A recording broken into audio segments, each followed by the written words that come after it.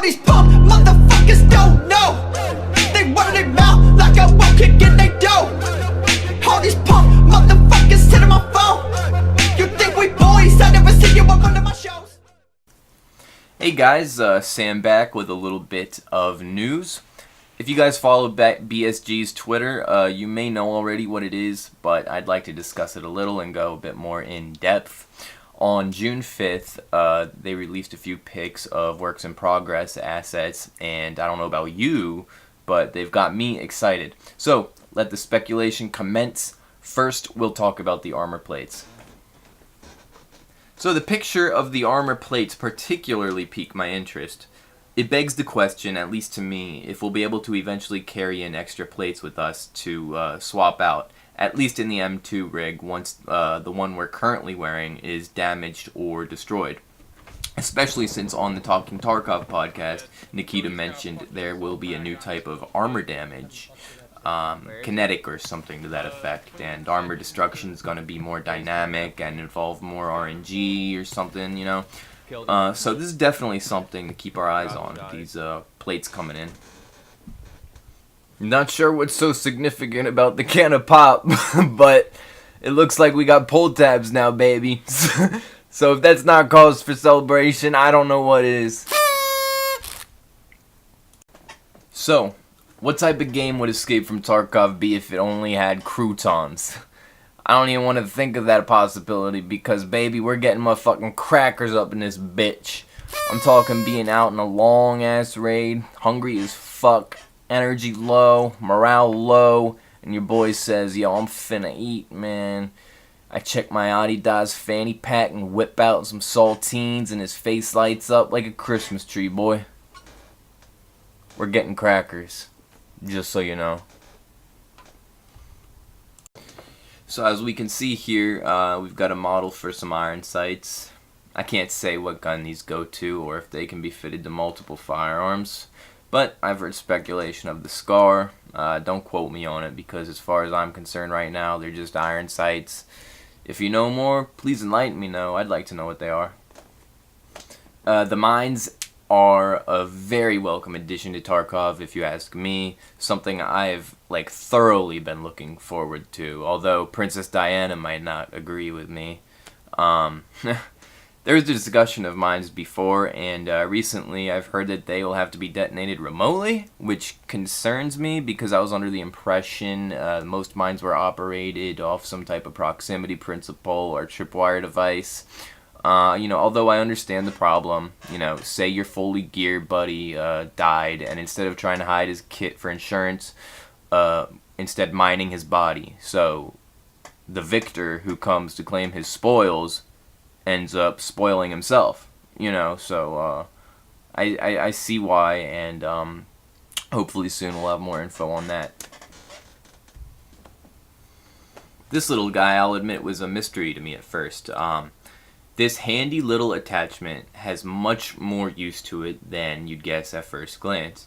The Novus Key K9, it's a barricade support, and those teeth you see there help improve user grip and support of the firearm when pushed up against a material, such as the top of a wooden fence or a windowsill or what have you, I'm really interested to see what type of mechanic this adds in the game, such as, if you need to be up against a barrier for the, let's say negative recoil bonus, I'm guessing, or ergo bonus to be implemented, or if once it's on your gun, the bonus or bonuses are static and there from then on.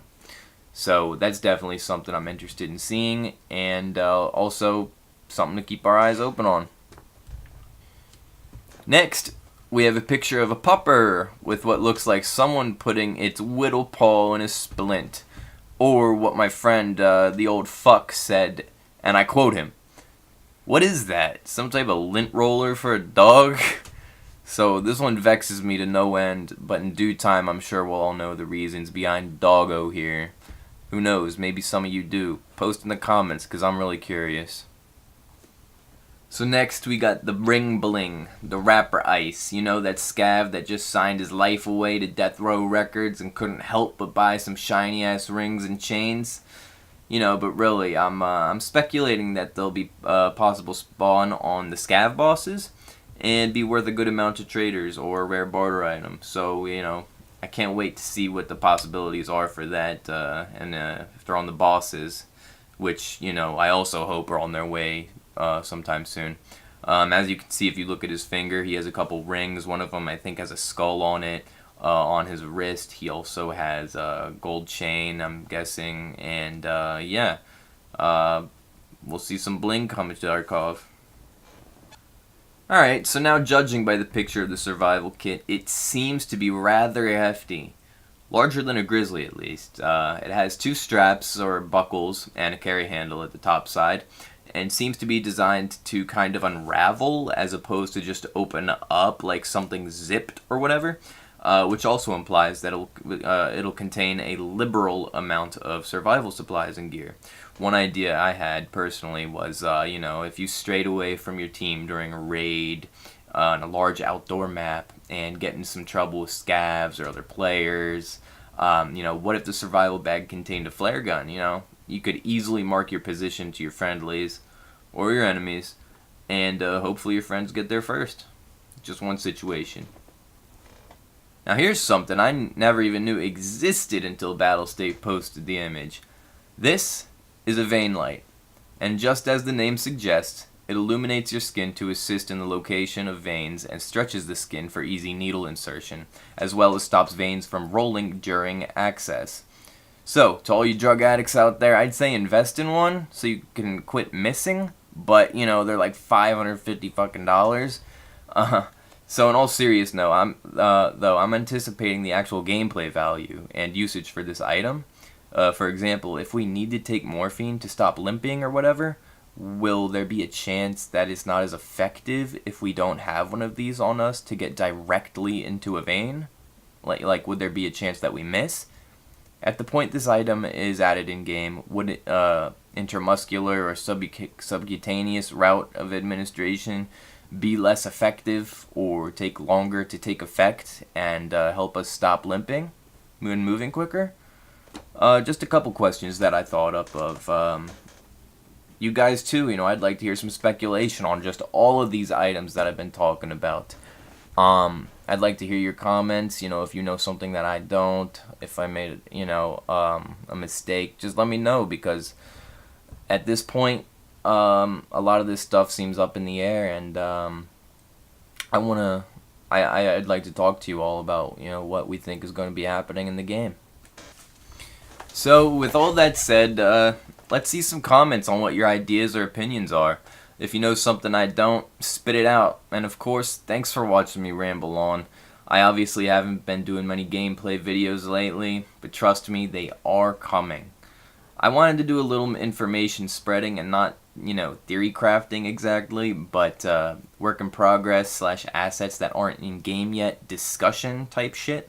So if we can get some of that going on, you know, I'd love it. Once again, thanks for watching, guys, and I'll see you in the next one.